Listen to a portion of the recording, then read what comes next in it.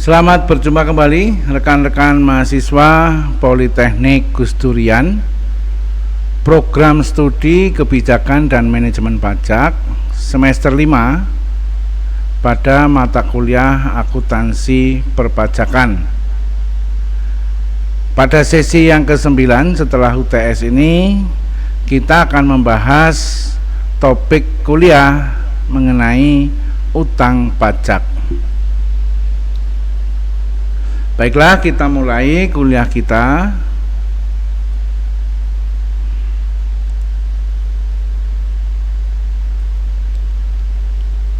Utang pajak merupakan sejumlah kewajiban pajak yang harus dibayar dan dilunasi oleh wajib pajak.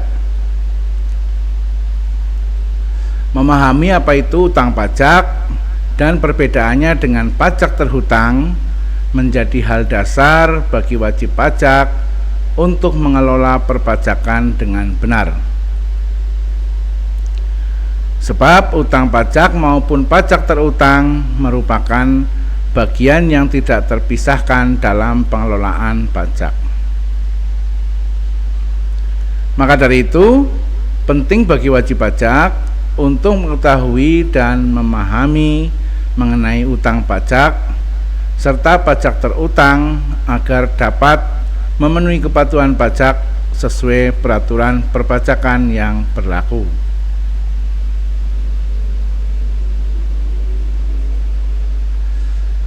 Definisi utang pajak. Utang pajak adalah pajak yang masih harus dibayar, termasuk sanksi administrasi berupa bunga, denda, atau kenaikan yang tercantum dalam surat ketetapan pajak atau surat sejenisnya berdasarkan ketentuan peraturan perundang-undangan perpajakan. Hal ini sebagaimana tertulis dalam pasal 1 angka 13 Peraturan Menteri Keuangan nomor 61 tahun 2023 tentang pelaksanaan penagihan pajak atas jumlah pajak yang masih harus dibayar.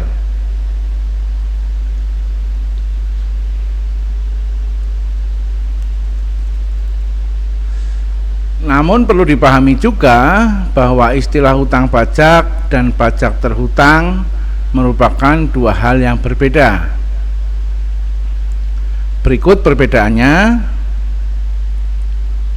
Utang pajak merupakan seluruh pajak yang masih harus dibayarkan, termasuk sanksi hingga denda. Sedangkan pajak terutang hanya jumlah pajak yang harus dibayar pada suatu saat.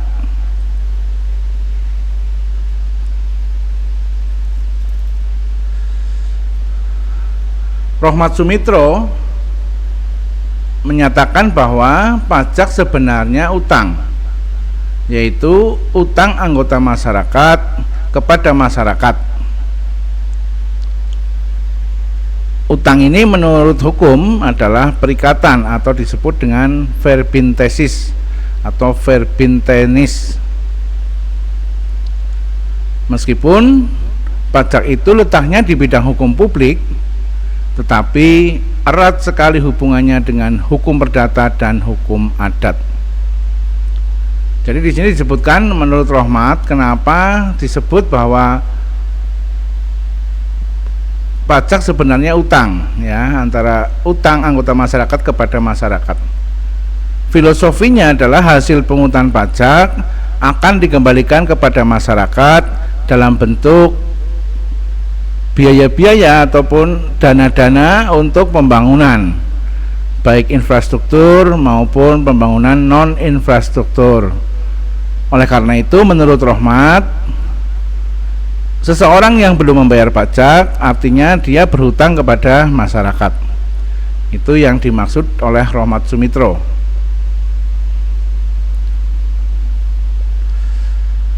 Sedangkan utang pajak menurut paham formal timbul karena perbuatan fiskus, yaitu fiskus menerbitkan SKP atau surat ketetapan pajak.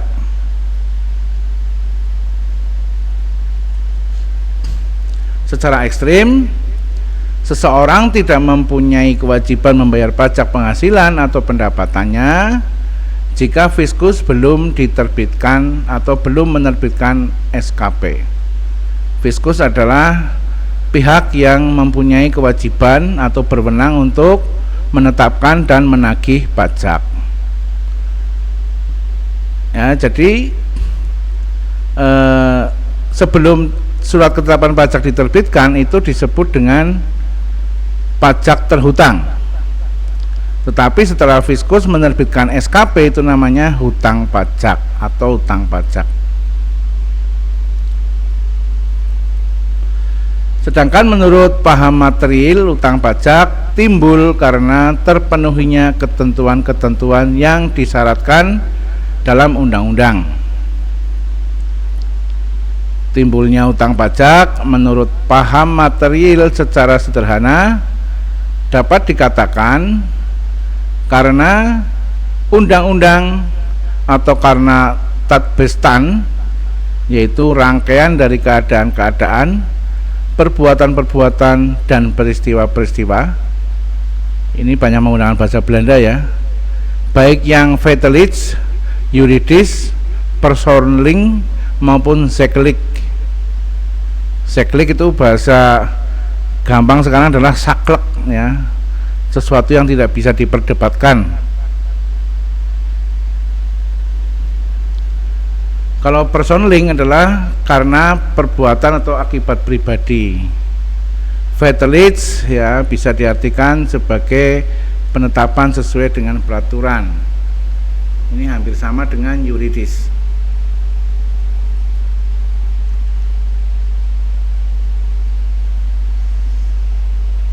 Merujuk pasal 4 ayat 2 Peraturan Menteri Keuangan nomor 61 tahun 2023, berikut jenis-jenis hutang pajak,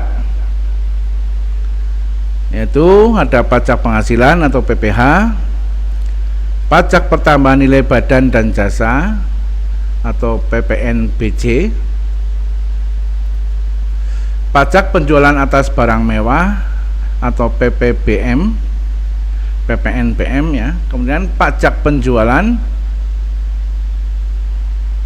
bea materai, pajak bumi dan bangunan yang meliputi sektor perkebunan, perhutanan dan pertambangan.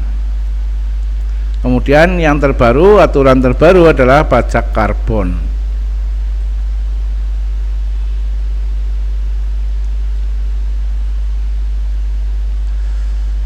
Kemudian penyebab timbulnya hutang pajak.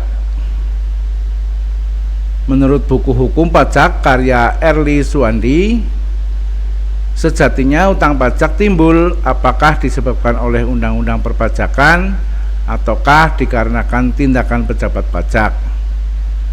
Sehingga timbulnya hutang pajak dapat didasarkan pada dua kondisi, yaitu kondisi formil karena kondisi diterbitkannya surat ketetapan pajak atau SKP oleh Fiskus. Ya, Fiskus adalah pejabat pajak. Kemudian kondisi material, itu karena kondisi tertentu, seperti perbuatan-perbuatan, ya, misalnya melakukan impor barang.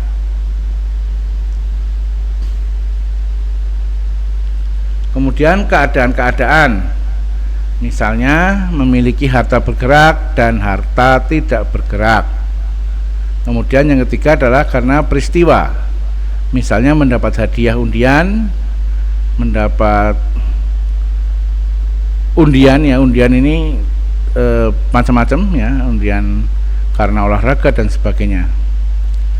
Dengan demikian, secara umum utang pajak yang ditanggung wajib pajak disebabkan karena beberapa hal.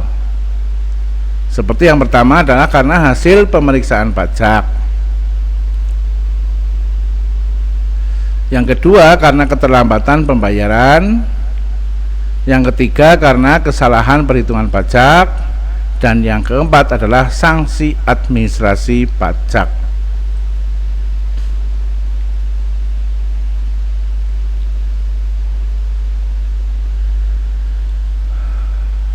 Kemudian dampak dan konsekuensi utang pajak.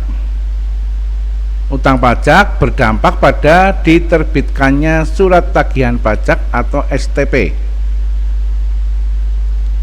Hal ini sebagaimana diatur dalam Peraturan Menteri Keuangan Nomor 189 Tahun 2020 tentang tata cara pelaksanaan penagihan pajak atas jumlah pajak yang masih harus dibayar.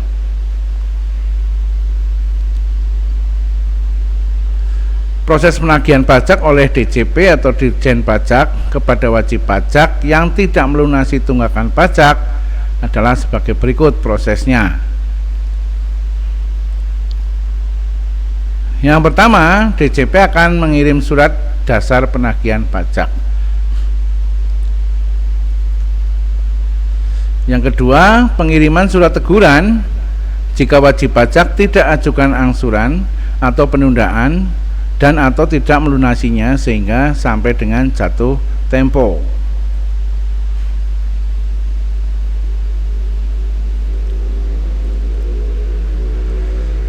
Langkah yang ketiga adalah diterbitkan surat paksa jika surat teguran sudah lewat dari 21 hari. Kemudian jurusita juga akan mengumumkan di media massa. Pencegahan, artinya pencegahan adalah pencegahan bepergian ke luar negeri, ya, dan penyanderaan. Penyanderaan ini dalam bentuk dijemput kemudian dititipkan di kejaksaan atau di tempat lain jika utang pajak belum juga dilunasi. Langkah yang kelima dari DJP adalah surat perintah melaksanaan penyitaan atau SPMP diterbitkan setelah surat paksa lewat dari 2 kali 24 jam. Langkah keenam adalah selain itu penyanderaan akan dilakukan selama 6 bulan dan dapat diperpanjang 6 bulan berikutnya. Artinya wajib pajak yang memiliki utang pajak dan belum bisa melunasi sampai langkah kelima, maka langkah enamnya akan dilakukan penyanderaan. Ya, penyanderaan ini adalah bahasa pajak tapi umumnya disebut dengan penahanan. Langkah yang ketujuh adalah DJP akan melakukan lelang apabila sudah melewati 14 hari sejak tanggal penyitaan.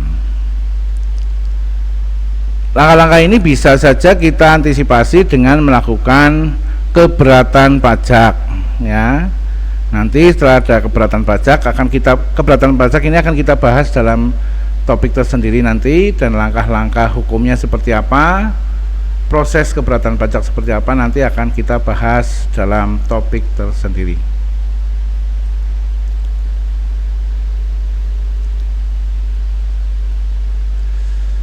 Kemudian dampak dan konsekuensi utang pajak. Oleh karena itu setiap wajib pajak tentunya harus memahami ada dampak yang akan diterima apabila tidak melunasi utang pajak.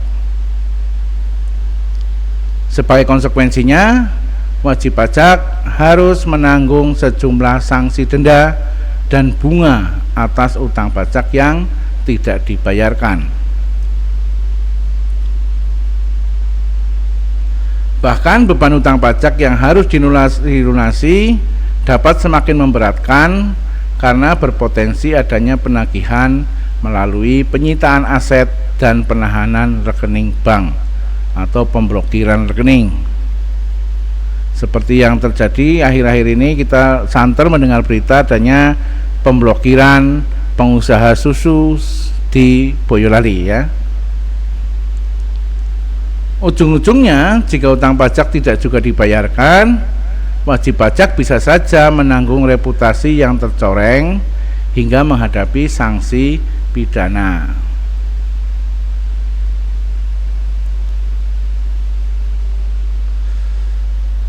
Pembahasan berikutnya adalah cara pengenaan utang pajak. Setelah diketahui saat timbulnya utang pajak sebagaimana dijelaskan di atas, maka selanjutnya bagaimana cara pengenaan terhadap utang pajak tersebut dapat dilaksanakan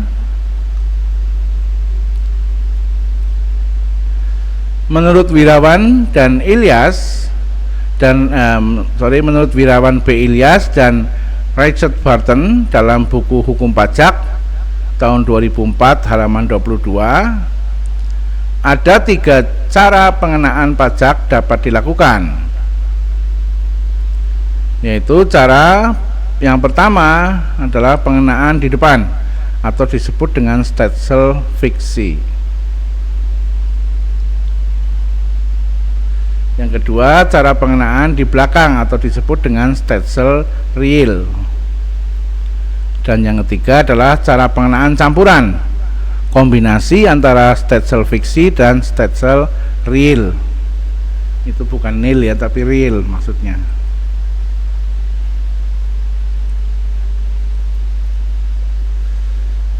Penjelasannya adalah untuk pengenaan di depan atau Stätsel fiksi merupakan suatu cara pengenaan pajak yang didasarkan atas suatu anggapan atau fiksi atau asumsi atau hipotesis, dan anggapan tersebut tergantung pada ketentuan bunyi undang-undang. Misalnya penghasilan seorang wajib pajak pada tahun berjalan dianggap sama dengan penghasilan pada tahun sebelumnya, tanpa memperhatikan kondisi yang sesungguhnya atas besarnya penghasilan pada tahun berjalan yang seharusnya menjadi dasar penetapan besarnya utang pajak pada tahun berjalan. Jadi pengenaan di depan ini adalah DJP akan mengasumsikan bahwa penghasilan seseorang wajib pajak itu sama dengan tahun sebelumnya. Ya, jadi tahun berjalan ini disamakan dengan tahun sebelumnya.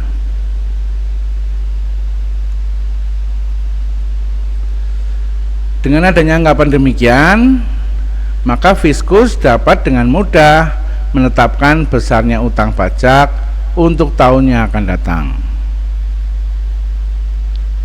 Pasal 25 Undang-Undang PPH merupakan contoh cara pemajakan di depan yang dilakukan dengan suatu perhitungan atau formula tertentu.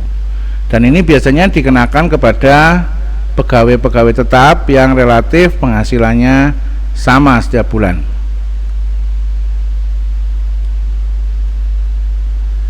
Kemudian yang kedua adalah penjelasan mengenai pengenaan di belakang atau Stätsel real.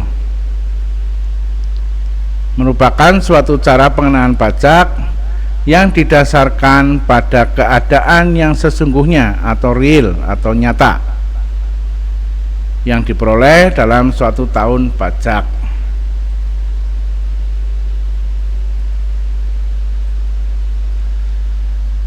Karena besarnya penghasilan yang diperoleh seorang wajib pajak baru diketahui pada akhir tahun, maka pengenaan baru dilakukan setelah berakhirnya suatu tahun pajak.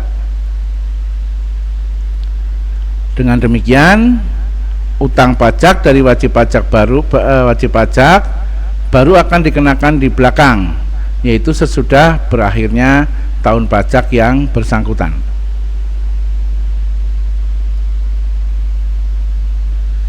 Kemudian penjelasan mengenai pengenaan cara campuran. Merupakan suatu cara pengenaan pajak yang mendasarkan pada kedua cara pengenaan pajak di atas, yaitu cara fiksi dan cara real.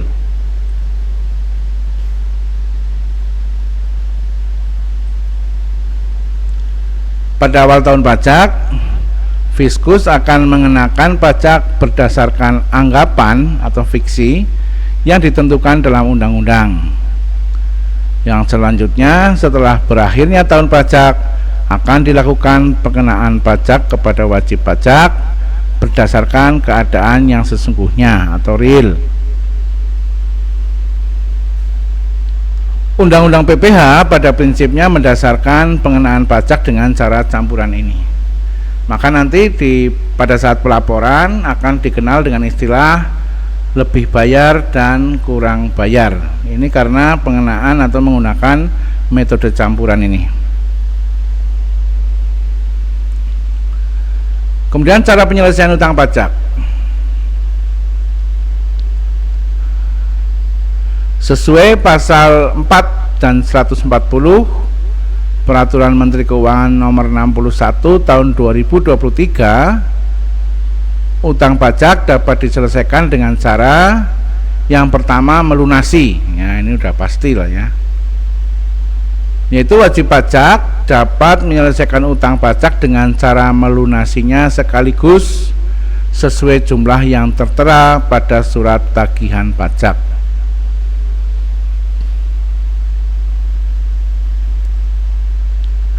Cara yang kedua adalah mengangsur.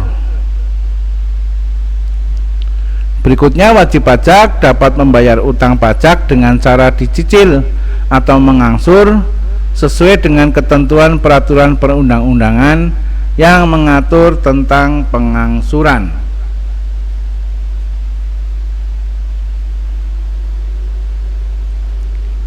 Cara yang ketiga adalah menunda pembayaran. Pilihan lainnya, wajib pajak dapat mengajukan penundaan pembayaran utang pajak sesuai ketentuan peraturan perundang-undangan penundaan pembayaran pajak. Dan cara yang keempat adalah mengajukan keberatan dan banding. Ini yang saya sampaikan tadi. Selain itu, wajib pajak juga dapat mengajukan permohonan keberatan dan banding atas surat ketetapan pajak yang diterbitkan oleh Dirjen Pajak. Mekanismenya bagaimana nanti kita akan bahas pada topik tersendiri. Kemudian nomor 5 adalah caranya peninjauan kembali dan gugatan. Wajib pajak juga dapat mengajukan peninjauan kembali dan gugatan kepada pengadilan pajak terkait daluarsa penagihan pajak, termasuk bunga, denda, kenaikan, dan biaya penagihan.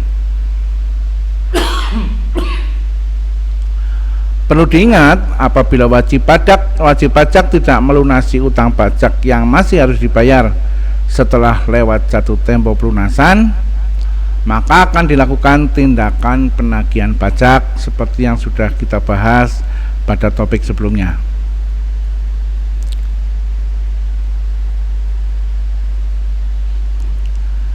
Dalam pelunasan utang pajak juga ditentukan oleh sistem pemungutan pajak yang diintrodusir oleh Undang-Undang Perpajakan itu sendiri. Pada dasarnya ada 3 sistem pemungutan, yaitu yang pertama adalah Official Assessment System, yaitu pemungutan pajak di mana besarnya pajak yang harus dilunasi atau terutang oleh wajib pajak ditentukan sendiri oleh Fiskus atau aparatur perpajakan. Sistem ini wajib pajak bersifat pasif. Sebaliknya, Fiskuslah yang aktif.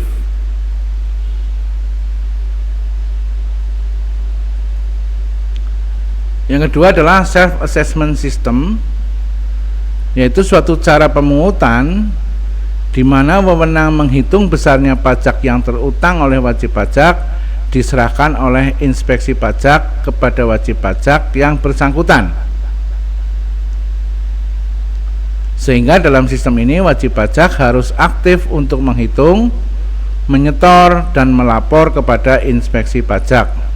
Kalau sekarang namanya pelayanan pajak ya, kantor pelayanan pajak. Sedangkan Fiskus hanya bertugas memberi penerangan, pengawasan, atau sebagai verifikator. Dan yang ketiga adalah withholding system, yaitu suatu cara pemungutan di mana perhitungan besarnya pajak yang terutang oleh wajib pajak dilakukan oleh pihak ketiga. Ya, pihak ketiga ini tentunya adalah pihak yang ditunjuk atau disepakati antara wajib pajak dengan KPP.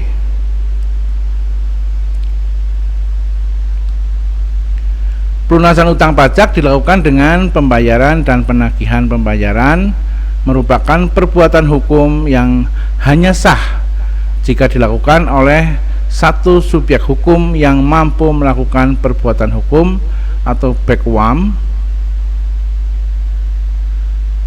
Jika yang melakukan pembayaran itu orang yang on back-WAM atau tidak mampu melakukan perbuatan hukum, maka pembayaran itu masih dapat disengketakan oleh keluarga si pembayar.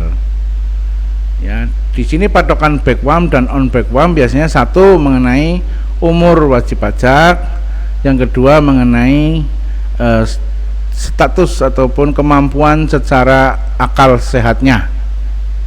Ya, kalau untuk orang-orang yang mohon maaf mungkin dianggap sebagai ODGJ, maka dia tidak wajib sebagai wajib pajak. Jika wajib pajak tidak melakukan pelunasan utang pajak sesuai jangka waktu yang telah ditetapkan tersebut, maka berdasarkan ketentuan dalam pasal 13 Undang-Undang Nomor 28 Tahun 2007, Dirjen Pajak dapat menerbitkan surat ketetapan kurang bayar atau SKP-KB, yaitu surat keputusan yang menentukan besarnya jumlah pajak yang terutang, jumlah kredit pajak, jumlah kekurangan pembayaran pokok pajak, besarnya sanksi administrasi, dan jumlah pajak yang masih harus dibayar.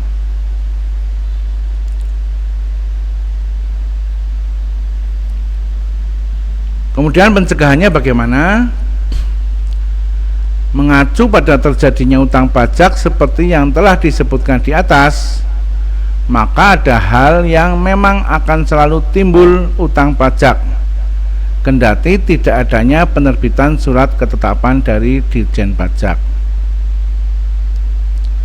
Oleh karena itu, wajib pajak perlu memahami apa saja kondisi yang dapat menimbulkan utang pada dan pembayarannya sesuai ketentuan tanpa harus menunggu terbitnya surat ketetapan pajak. Namun apabila utang pajak tersebut muncul karena adanya SKP, sebaiknya lakukan pencegahan. Bagaimana pencegahannya? Adalah dengan cara-cara sebagai berikut. Yang pertama adalah mengetahui kewajiban pajak yang harus dikelola. Artinya, dalam bisnisnya seorang pengusaha harus tahu kegiatan-kegiatan bisnis yang menimbulkan konsekuensi pajak itu apa saja, dan itu harus diantisipasi, tidak boleh diremehkan. Kemudian pencegahan berikutnya adalah memahami dan melaksanakan kepatuhan pajak yang menjadi kewajiban. Artinya seorang wajib pajak juga harus memahami peraturan-peraturan dan undang-undang terkait pajak. Yang ketiga adalah menghitung kewajiban pajak dengan benar. Yang dimaksud di sini adalah wajib pajak mempunyai itikat baik untuk tidak menyembunyikan pajak. Berikutnya, membayar dan melaporkan pajak tepat waktu. Jangan menunda-nunda ataupun berusaha untuk menghindari pajak. Berikutnya, mengetahui peraturan pajak terbaru. Karena peraturan tentang pajak ini selalu update, tidak bisa ditetapkan atau ditentukan kapan update-nya, tetapi sering sekali terjadi update peraturan-peraturan, maka harus mengikuti perubahan-perubahan peraturan pajak yang terbaru supaya bisa paham. Cara yang terakhir adalah memanfaatkan teknologi dan layanan perpajakan online agar lebih mudah membayar dan melaporkan pajak. Jadi sekarang sudah tidak ada alasan lagi untuk menunda pembayaran kewajiban pajak karena kita bisa melakukan secara online. Kesimpulannya adalah utang pajak merupakan kewajiban pajak yang masih harus dibayarkan oleh wajib pajak dan berbeda dengan pajak terutang. Utang pajak timbul berdasarkan kondisi formil, yakni telah diterbitkan surat ketetapan pajak atau SKP dari Dirjen Pajak, dan kondisi material karena aktivitas mengandung unsur perpajakan yang dilakukan oleh wajib pajak. Apabila Dirjen Pajak sudah menerbitkan surat ketetapan pajak, maka wajib pajak harus melunasi atau mengajukan pembayaran dengan cara mengangsur atau dapat memohon penundaan agar tidak dikenakan sanksi dan denda hingga penyanderaan serta penyitaan.